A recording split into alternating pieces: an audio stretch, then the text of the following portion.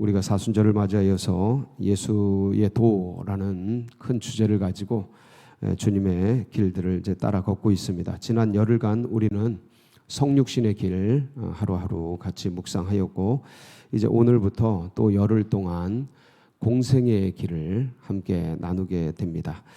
예수님께서 걸으신 이 길을 우리가 한 걸음 한 걸음 따라 걸을 때에 예수님의 그 사랑과 은혜가 우리 속에 삶으로 정말 몸으로 경험되고 누려지는 그런 복된 시간이 되시기를 축복합니다. 오늘은 특별히 공생애의 길 중에서 주님께서 이제 공생애를 살기 전에 준비를 하는 과정이 있었습니다. 그래서 그 공생애 전체 준비 과정에서 제일 먼저 세례에 대해서 같이 나누고, 내일은 이제 주님이 40일 금식하면서 이제 시험 당하신 그 시험의 의미가 무엇인지를 같이 나누는 시간을 가지면서, 그렇게 열흘간 대표적인 사건들을 같이 공생의 사건들을 같이 묵상하도록 하겠습니다. 오늘은 세례에 대한 부분입니다. 이 부분을 나눌 때 이제 세례 요한도 그런 얘기를 하잖아요. 내가 주님께 세례를 받아야지 어떻게 주님이 저에게 세례를 받습니까? 그러니까 이해가 안 되는 거죠, 이게. 그러니까 이 세례 사건을 우리가 어떻게 수용하고 어떻게 이해해야 하는가가 사실상 어떤 면에서는 그 십자가, 주님의 이 공생의 출발이 공생의 마지막인 십자가와 이제 연결이 되어 있기 때문에 그거에 대한 이해의 폭을 넓히는 부분이 되겠습니다. 근데 이게 참 납득이 잘 안 되죠. 십자가는 우리가 워낙 익숙하게 이제 많이 교회사를 통해서 그 의미와 어떤 뜻들을 파악을 하고, 그리고 우리에게 이제 새겨져 있기 때문에 이제 수용이 잘 되어서 장착이 되어 있는데, 세례에 대한 부분들은 아직 많이 미진하단 말이죠. 그래서 왜 주님께서 세례를 받으셨을까? 그냥 공생애를 사시고 십자가를 향해 나아가셨으면 나아가도 문제가 안 되실 텐데 왜 세례를 받으셨을까? 깊은 뜻이, 주님의 뜻이 있으시죠. 그래서 그 뜻을 같이 돌아보고, 아마 세례 요한의 이 부분처럼 우리들도 그렇게 생각할 수 있습니다. 세례를 받는다라는 것은 주는 사람이 위에서, 그러니까 뭐 아래 위 뭐 이런 걸 우리가 그렇게 구분하지는 않지만, 보통 축복도 윗사람이 아랫사람에게 축복을 하고, 그다음에 이 세례 주는 것도 적어도 위에 있는 분이 이렇게 아래에 있는 사람에게 주는 듯한 그 느낌을 주지 않습니까?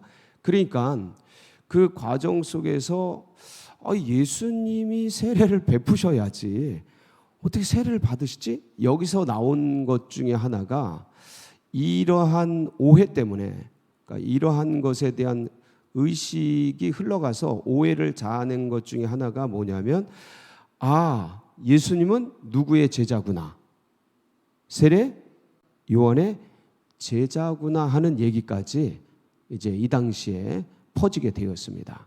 왜냐하면 예수님이 세례를 받으시잖아요, 세례 요한에게. 그러니까 그런 오해와 억측들도 이제 흘러오게 되었는데, 우리는 이 부분을 다시 한번 점검하면서 모든 의를 이루는 것이 무엇인가, 주님께서 말씀하신 그 의가 또 어떤 것인가를 같이 살펴보도록 하겠습니다.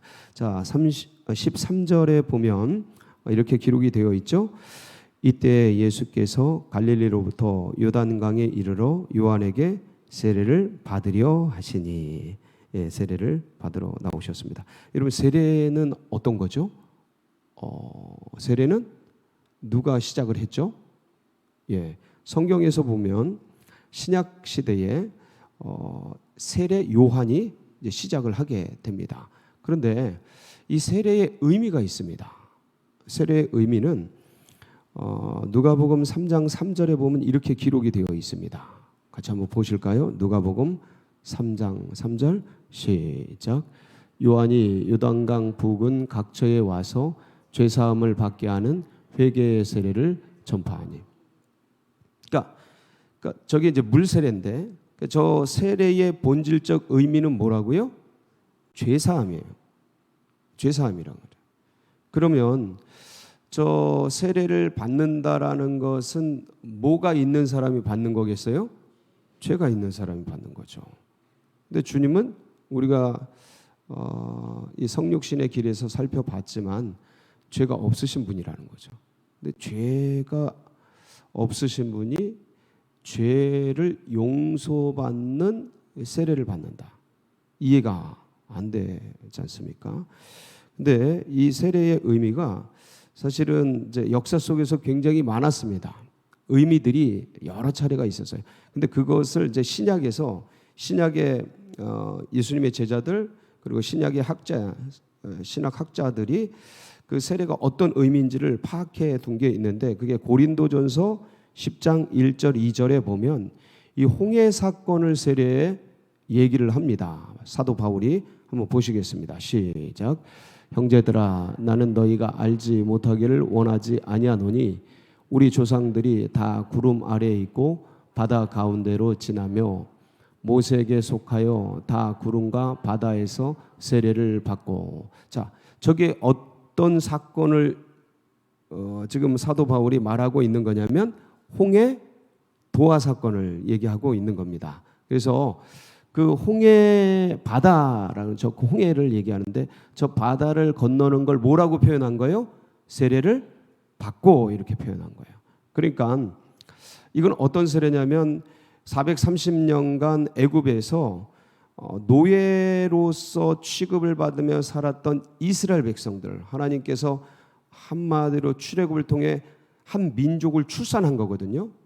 한 민족을 출산하는데 이 백성들이 가지고 있었던 수치들이 있습니다. 그 길갈에서 이제 할례를 통해서 또 벗겨내는데, 근데 사도 바울은 이들이 이 홍해를 지나면서 430년간의 노예살이의 수치를 벗어내서 자유를 입는 것으로 표현을 하는데 저 홍해 도화 사건을 세례라고 이제 표현을 한 겁니다. 그리고 또 하나가 있죠. 베드로전서 3장 20절로 22절에 보면 노아의 대홍수 사건이 있습니다. 한번 보실까요? 시작. 그들은 전에 노아의 날 방주를 준비할 동안 하나님이 오래 참고 기다리실 때에 복종하지 아니하던 자들이라. 방주에서 물로 말미암아 구원을 얻은 자가 몇 명뿐이니 겨우 8명이라. 물은 예수 그리스도께서 부활하심으로 말미암아 이제 너희를 구원하는 편이 곧 세례라. 이는 육체의 더러운 것을 제하여 버림이 아니요 하나님을 향한 선한 양심의 강군이라. 자 보세요. 저 물은 예수 그리스도의 부활하심으로 말미암아 너희를 구원하는 편이 곧 뭐라? 세례. 뭐가요? 노아의 홍수가 뭘 씻어낸 거예요? 그 당시에 만연했던 노아 시대의 인류의 죄악을 그 노아의 홍수로 씻어냈다라고 베드로는 그 노아의 대홍수 사건을 세례로 표현을 한 겁니다. 그러니까 세례의 본질이 뭐냐? 물세례의 본질이 뭐냐를 얘기할 때 그러니까 이 누가복음 3장 3절에서 말씀한 바와 같이 이 물세례는 죄를 속하는 그러한 제도라는 것이죠. 근데 죄 없으신 분이 그럼 왜 세례를 받으셨냐 이거예요. 자, 여기서 우리가 기억할 것은 첫사람 아담은 인류의 대표입니다. 그러니까 인류가 첫사람 아담의 허리에 전부 있는 거예요. 그러니까 아담이 죄를 졌다라는 것은 누가 죄를 졌다라는 거예요? 인류 전체가 죄를 졌다. 이거를 전가라고 합니다. 원죄라고 하죠. 유전되는 거예요. 죄가 전가되는 거예요. 그러니까 아담이 죽음으로 인해서 모든 인류가 죄 아래 다 죽은 거죠.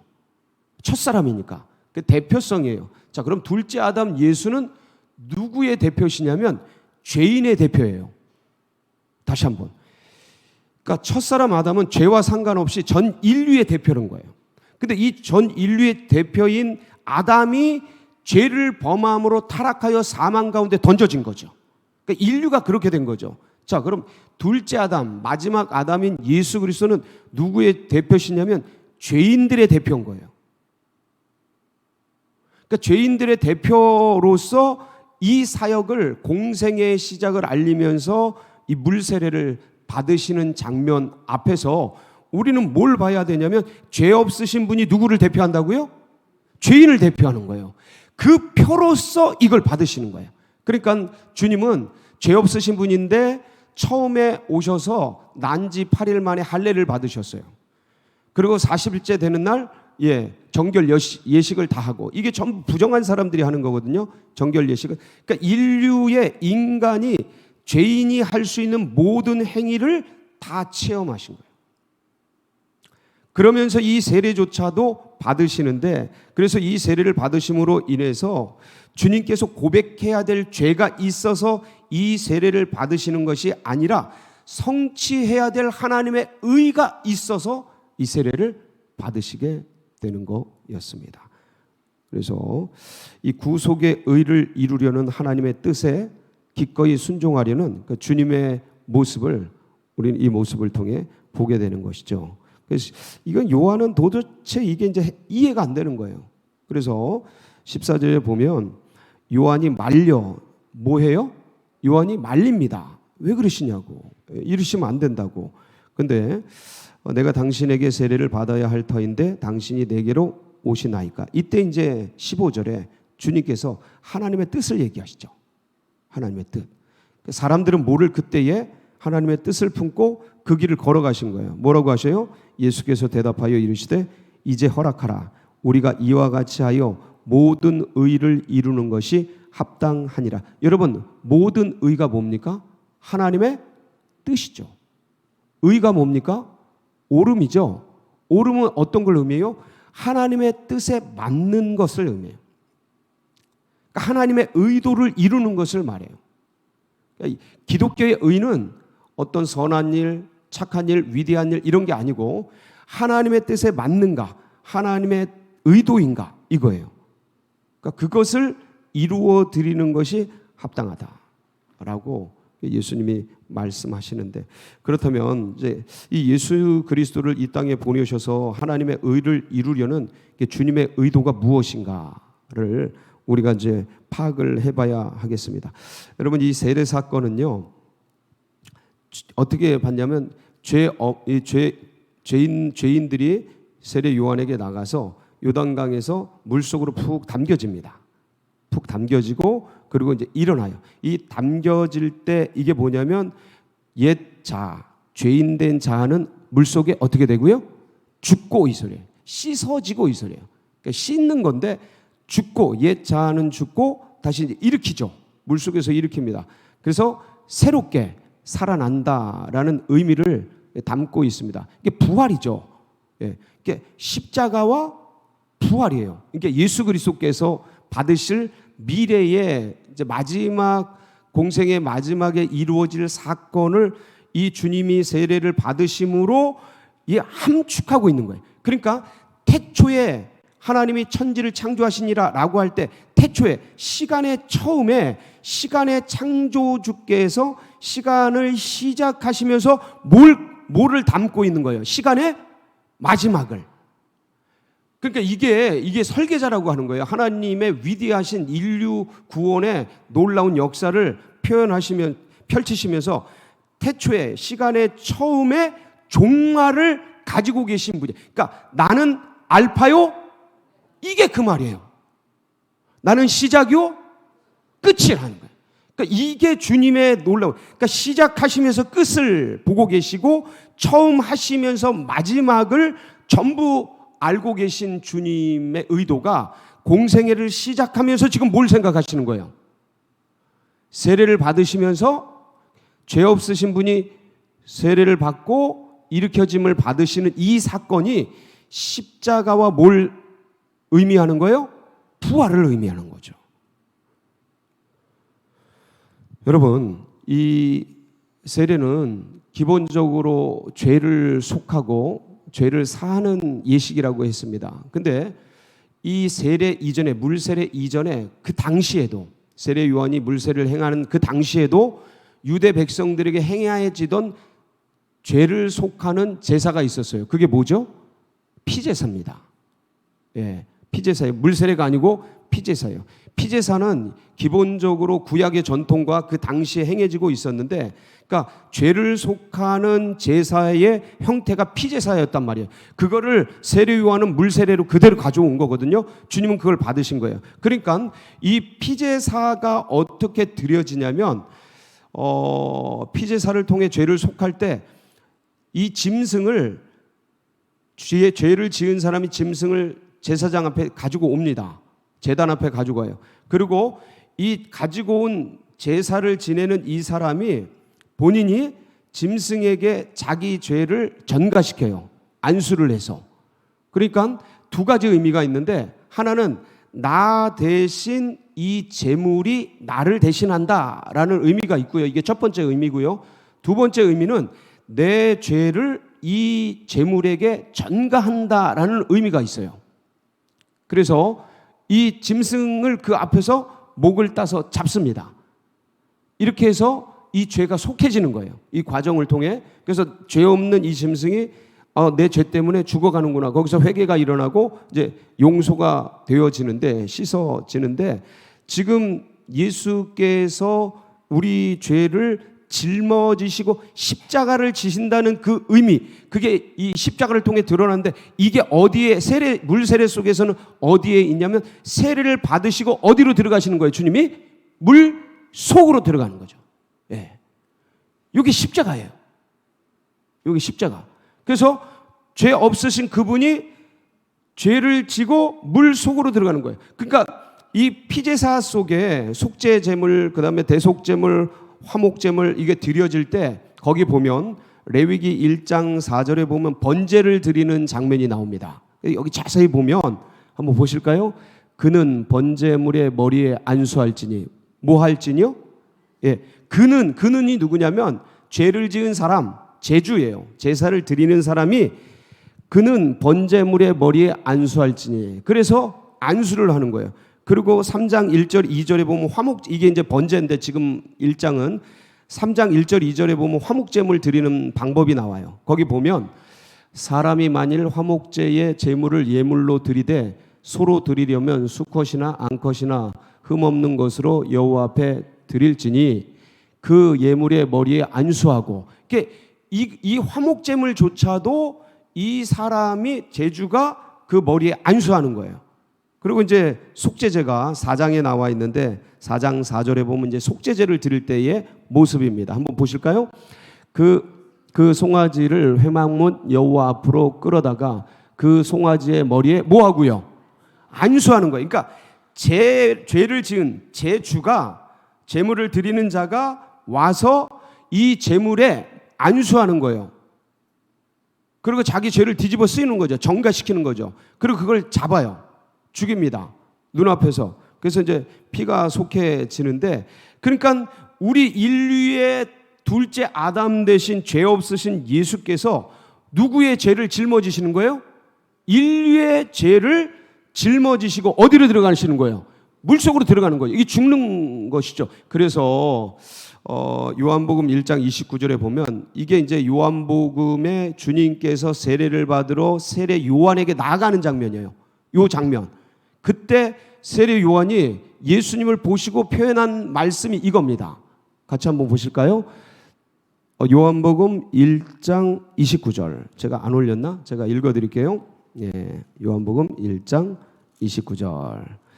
거기 보면 이튿날, 예, 같이 읽습니다. 시작. 이튿날 요한이 예수께서 자기에게 나아오심을 보고 이르되 보라, 세상 죄를 지고 가는 하나님의 어린 양이라. 뭘 지고 가는요? 세상 죄를. 그러니까 지금 예수님이 요한에게 세례를 받으러 나오는데 저 표현을 쓴 거예요. 이게 요한은 보고 있는 거죠. 이게 어디에 표현되어 있냐면 이사야서 53장 6절에, 이사야서 53장 6절에 이 표현이 그대로 돼 있어요. 예. 그래서 한번 보시도록 하겠습니다. 이사야서 53장 6절이 안 나오네요. 아이고, 참 제가 어떤 게 올려졌는지 안 올려졌는지, 예, 예, 제가 올려졌는지 안 올려졌는지 헷갈린 것들이 있는데, 근데 이사야서 53장 6절을 보면 이런 표현이 있죠. 예, 같이 한번 보겠습니다. 우리는 다 양 같아서 그릇 행하여 각기 제 길로 갔거늘 여호와께서는 우리 모두의 죄악을 그에게 뭘 시키셨도다? 담당시키셨도다. 그러니까 그에게 이렇게 덮어 씌운 거죠. 그게 세례예요. 그게 세례예요. 그게 십자가고. 그래서 주님께서 이 모든 걸 덮어 씌고 그렇게 물속으로 들어가시는 장면, 모든 걸 덮으시고 십자가에 오르시는 장면, 이제 그게 그 표현인 것이죠. 그래서 히브리서 2장 17절에 보면 이제 그걸 속량물로 표현합니다. 2장 17절 한번 보시겠습니다. 그래서 거기 보면 예수님께서 속량물로 그 길을 걸어가셨다 이렇게 표현되어 있습니다. 그리고 마가복음 10장 45절에 보면 주님이 인자가 이 땅에 온 것은 섬김을 받으려 함이 아니요 도리어 섬기려 하고 자기 목숨을 많은 사람의 대속물로 주려 함이라. 이게 이제 속죄 제물, 대속 제물이죠.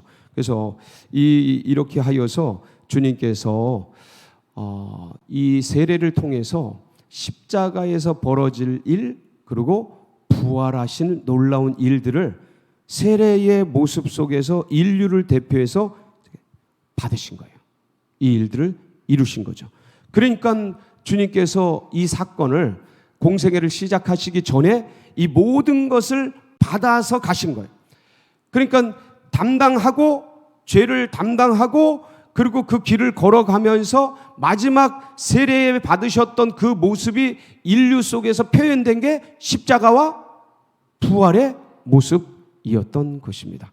사랑하는 성도 여러분, 주님께서 하나하나의 모습 속에서 이 길들을 걸어가고 이 믿음의 역사를 이루셨습니다. 그리하여서 우리가 주님이 따라가신 길들을 걷고 이 믿음의 길을 진행하고 있는데, 주님이 우리를 대신해서 걸으신 이 길들을 다시 한번 이 사순절을 통해 묵상하시면서 우리도 주님의 그 깊으신 뜻을 가슴에 새기며 나아가는 복된 날이 되시기를 주의 이름으로 축복합니다. 같이 기도하시겠습니다.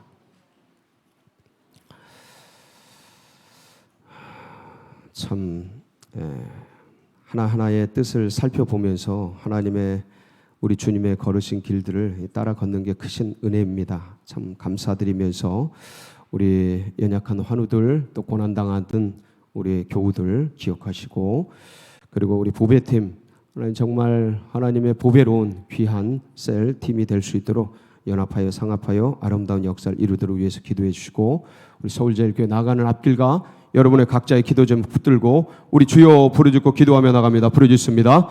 주여